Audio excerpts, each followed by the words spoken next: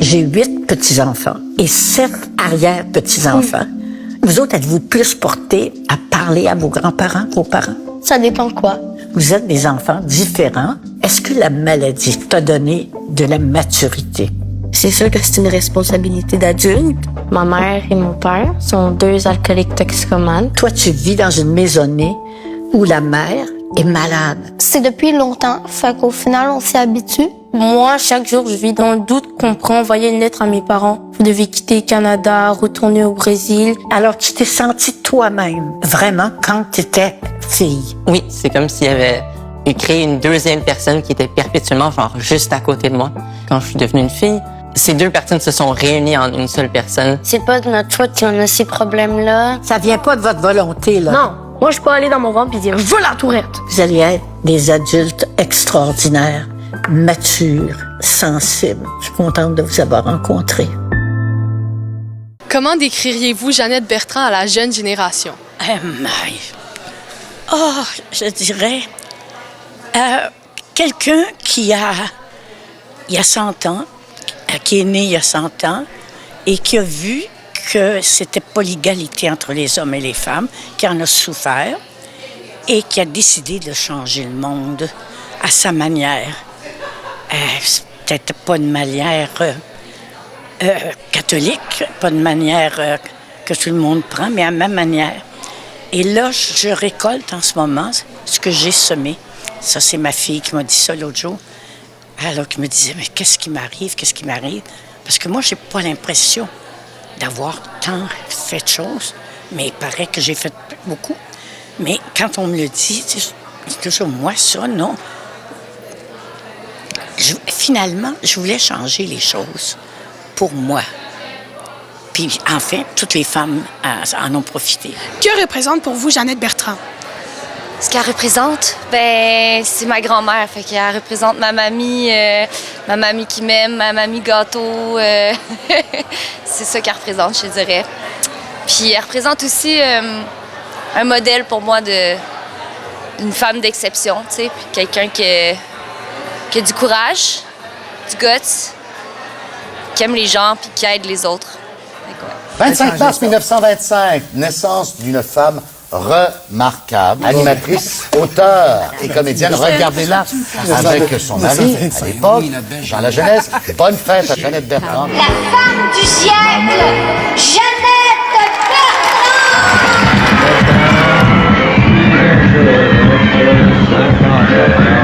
Quand Charles Bois a écrit une chanson, Madame Bertrand, sur nous, on appartient à la mythologie.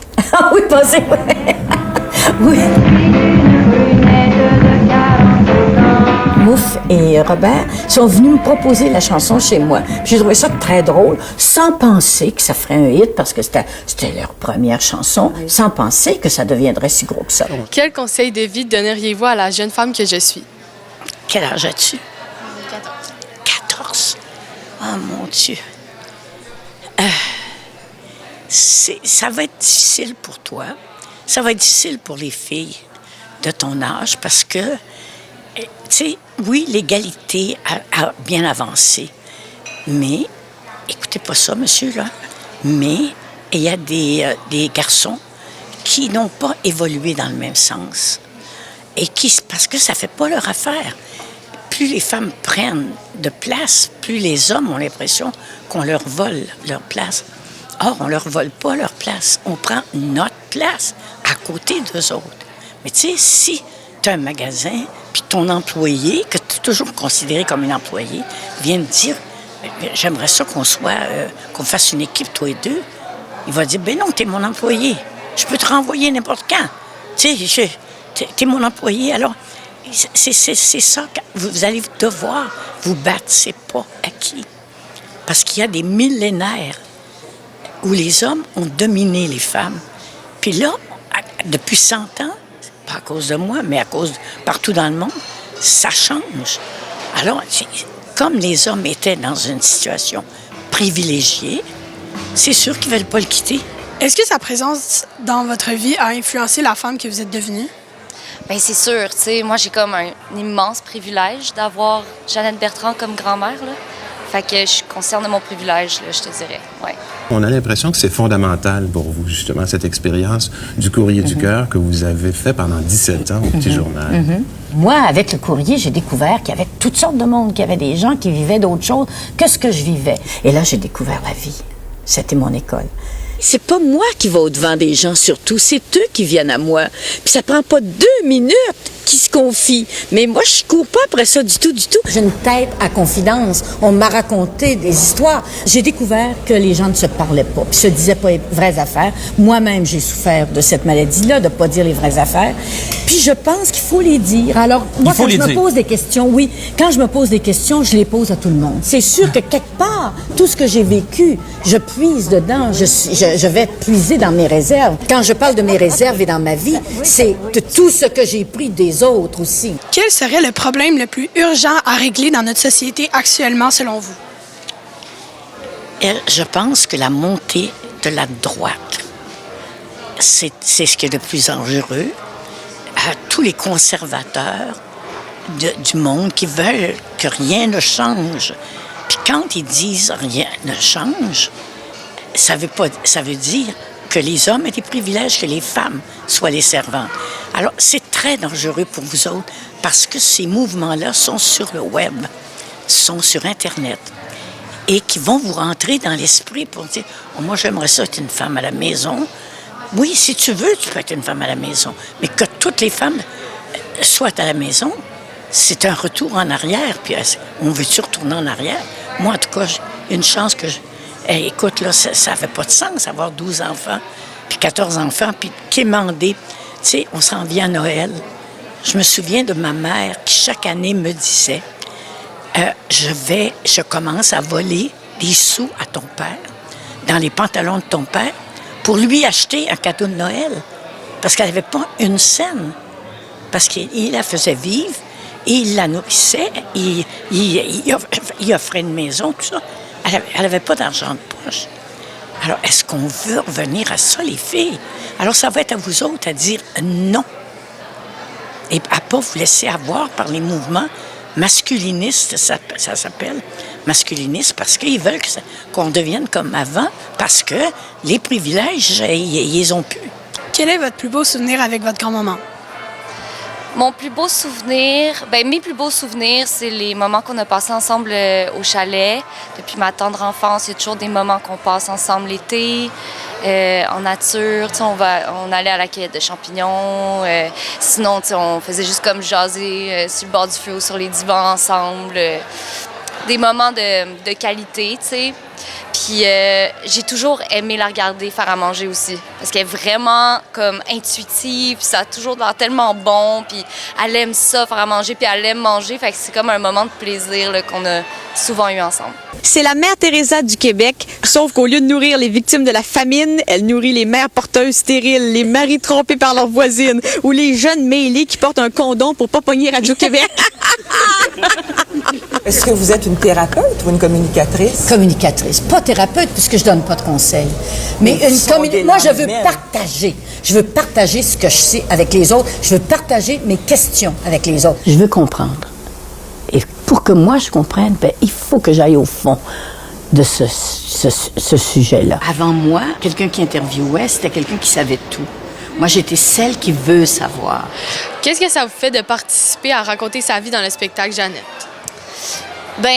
C'est vraiment une expérience qui est unique. Je savais pas trop à quoi m'attendre. C'est comme si je savais pas dans quoi je m'embarquais, ce que j'allais ressentir et tout ça. Puis au final, c'est comme si ça m'a permis de non seulement connaître, savoir, comme les événements marquants de sa vie, puis l'histoire du Québec, puis sa place dans l'histoire du Québec, mais vraiment le sentir avec mon corps. Comme faire partie des scènes, on dirait que ça m'a comme... C'est ça, ça a comme agrandi mon apprentissage. Puis c'est une manière pour moi aussi de lui dire que je l'aime faire ce spectacle-là. Parce que je fais quelque chose que j'aime. C'est comme un langage d'amour pour moi déjà à la base, de faire du théâtre puis de raconter des histoires. Puis là, en plus, comme j'ai l'opportunité de lui dire merci en faisant ça. Fait que c'est comme... C'est une chance. Là. Jeannette, j'aimerais ça qu'on parle un petit peu de la carrière. Ça fait combien d'années, là? Ah, mais la carrière, ça fait longtemps. Si on fait un calcul. Je sais pas, j'ai commencé à 20 ans, calculer, là, ça fait bien des années. Si je calcule ça, je me rends compte que je suis tellement vieille, je me dis, il y a quelque chose qui marche pas, j'ai 200 ans. Ça se peut pas. Ou bien je suis folle d'avoir tout fait ça. De passer, on dirait que c'est pas moi qui a vécu ça, qui a tant travaillé, ça n'a pas de bon sens avoir travaillé comme ça. Jeannette, quand on pense à votre carrière, quand on pense à vous, on pense toujours à Jean-Jeannette, Jean et Jeannette, etc. Et on a un petit clip qu'on aimerait bien vous présenter, ça va faire plaisir aux gens, c'est Toi et moi. C'est Toi et moi. Ah mon Dieu, vous avez trouvé ça dans le cœur. Toi et moi, avec Jeannette Bertrand et Jean La Jeunesse. Tiens, Jean, va vendre ça. C'est ça, moi? Mais oui, toi, t'as pas pensé une minute que moi, je pourrais aller vendre des bas? Voyons donc, Jean, tu sais très bien que c'est contre tes principes. C'est une femme de travail, tu me l'as assez répété. Ça, vous en avez fait, Jeannette, pendant quoi, 7 ans? 7 ans de ça, oui. C'est incroyable. De quoi êtes-vous le plus fier de votre grand-maman? Je suis fière de son courage, puis de sa persévérance, parce qu'elle a tellement eu à se battre toute sa vie pour ce qu'elle croyait juste. Puis je suis vraiment fière d'elle pour ça. C'est assez admirable, c'est vraiment exceptionnel. Aimeriez-vous vivre jusqu'à 100 ans, vous aussi? Oui. Toi? Mais ouais, je te dirais, on a un bon exemple qu'on peut vieillir vieux et être bien heureux et participer à la vie citoyenne. T'sais. Alors pourquoi pas? Quand j'ai écrit Toi et moi, c'était pour comprendre la vie de couple. Toi et moi est arrivé la 2e année de la télévision. Mon mari et moi, nous faisions de la radio. Puis j'écrivais des petits sketchs qu'on interprétait. C'était l'histoire d'un couple et des difficultés d'être un couple. C'était, comme tout ce que j'ai fait d'ailleurs à la télévision, ça faisait partie de mon évolution, de ma recherche personnelle, ça faisait partie de ma révolte. C'était la première fois qu'on montrait à la télévision une femme qui remettait son mari en question. J'étais jeune mariée, je vivais cette remise en question-là et je remettais beaucoup mon mari en question et c'est ça que j'ai voulu partager. Quand j'ai écrit Quelle famille, c'était que j'étais aux prises moi-même avec des enfants. Je vous comprends pas! Je vous comprends pas! Il est 5h30, tout le monde étudie, puis tout à coup, vous laissez tout sur la table à la salle à manger, puis vous venez écouter Germain. C'était les années 70. Il y avait un changement dans la société que j'avais de la difficulté à assimiler. Alors j'écrivais là-dessus. Vous autres, chez vous. C'est comme ça que Quelle famille est arrivée. Pour régler mes problèmes à même la télévision encore. Alors, la télévision m'a servi de thérapie personnelle et, j'espère, a servi aussi de miroir et d'objet de réflexion pour les autres. Que rêvez-vous encore de voir ou de faire pendant votre passage sur Terre? Ah, mon Dieu. Je pense que j'ai pas mal fait ce que j'avais à faire. Je veux pas partir, je veux pas mourir.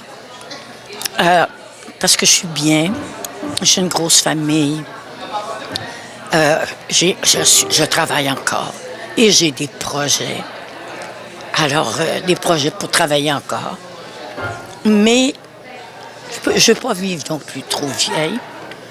Parce que déjà, je m'excuse, j'ai une pastille pour le rhume dans ma bouche. Alors, mais je veux profiter des derniers moments qui me restent.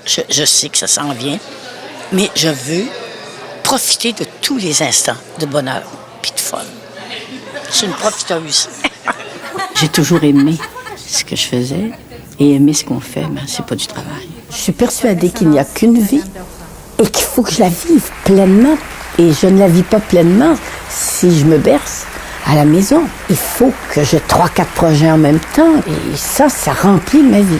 Je vais continuer jusqu'à temps que le siècle prenne fin, puis peut-être le siècle prochain, parce que j'ai l'intention de ne pas vieillir et de ne pas mourir, surtout. Je pense que vieillir, c'est ne plus avoir de projet. Et moi, j'en ai beaucoup. Alors, je suis jeune. Voici Jeannette Bertrand et Mathieu Pepper.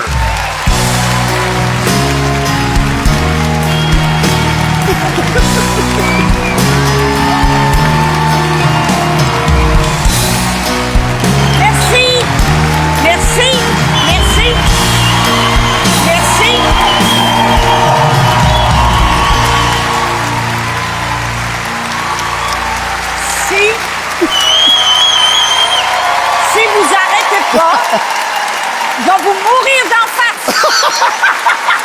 OK? C'est une menace. Vous aimerez pas ça. Asseyez-vous.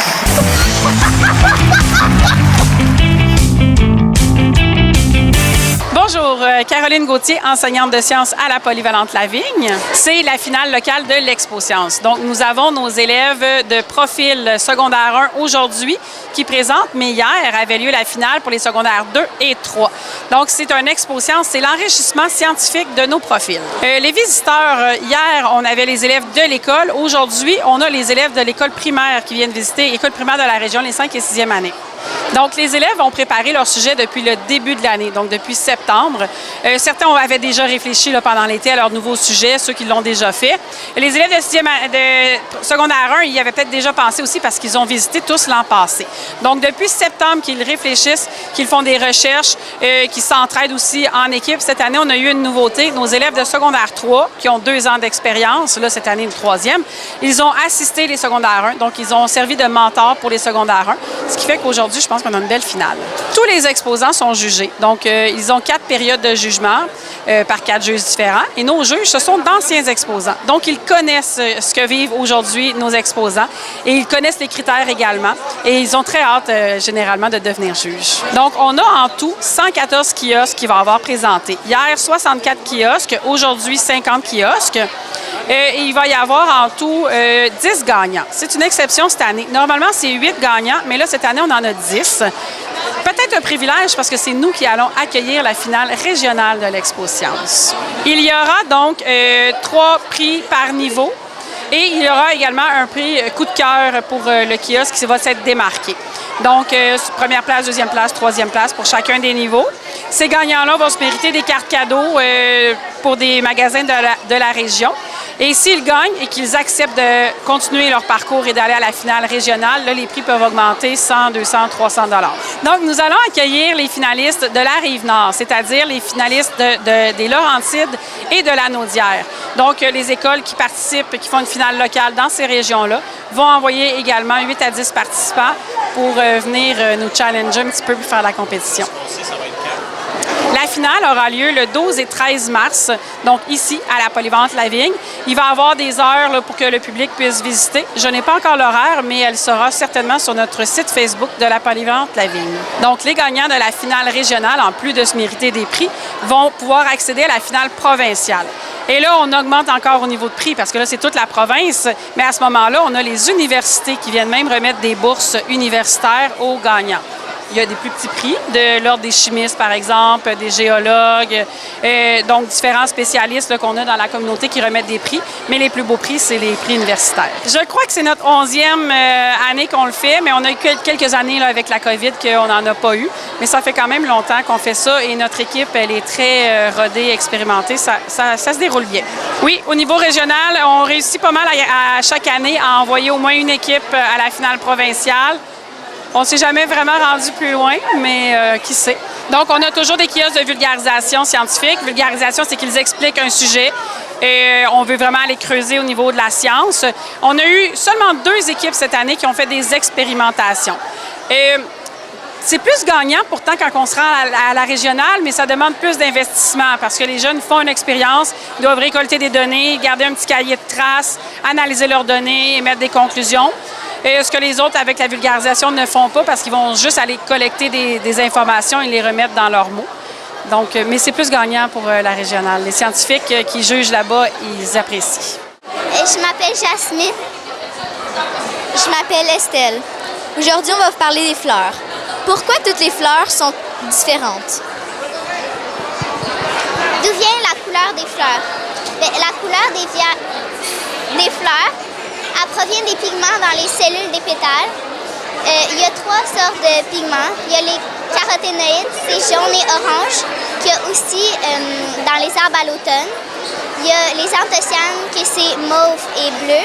Et il y a aussi les flavonoïdes, que c'est tout le reste des couleurs.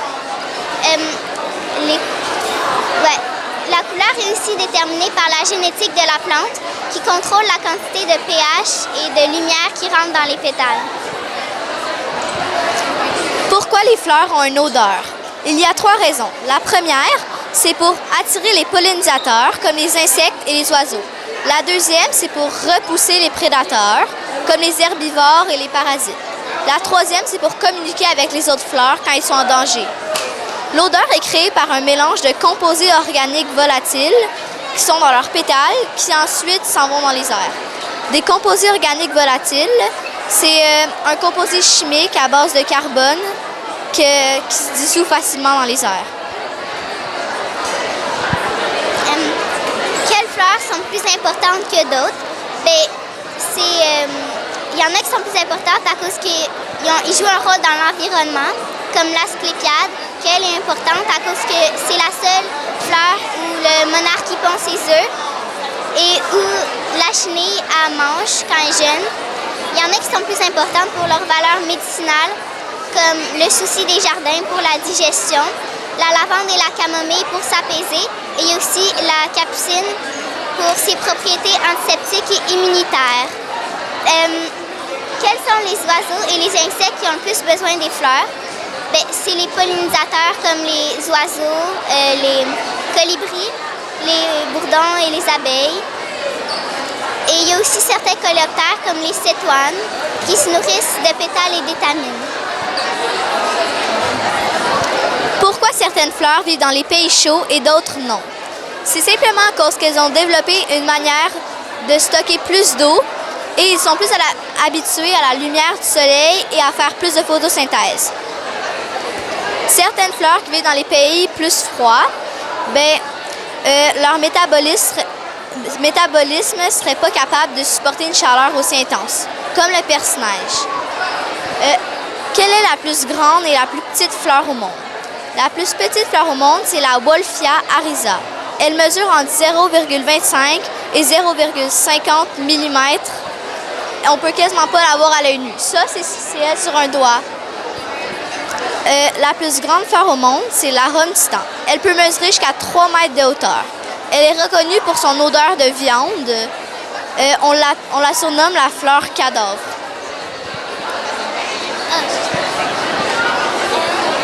Est-ce que toutes les fleurs grandissent dans la terre? Oui, mais certaines plantes, non, comme le lierre et le yucca. Mais ils ont quand même besoin qu'on les arrose, sinon ils mourraient. D'habitude, ces plantes-là, comme dans la nature, ils grandissent sur des murs, des maisons ou des arbres. Je m'appelle Léa Personne, puis aujourd'hui, je vais vous présenter est-ce que l'anxiété de performance est plus fréquente chez les jeunes ou les adolescents? Ou les adultes, pardon. Donc, l'anxiété de performance est plus fréquente chez les adolescents en raison de facteurs de développement et d'environnement, tels que la recherche d'identité, la pression sociale et scolaire, ainsi que des changements cérébraux liés au stress qui peuvent altérer la performance.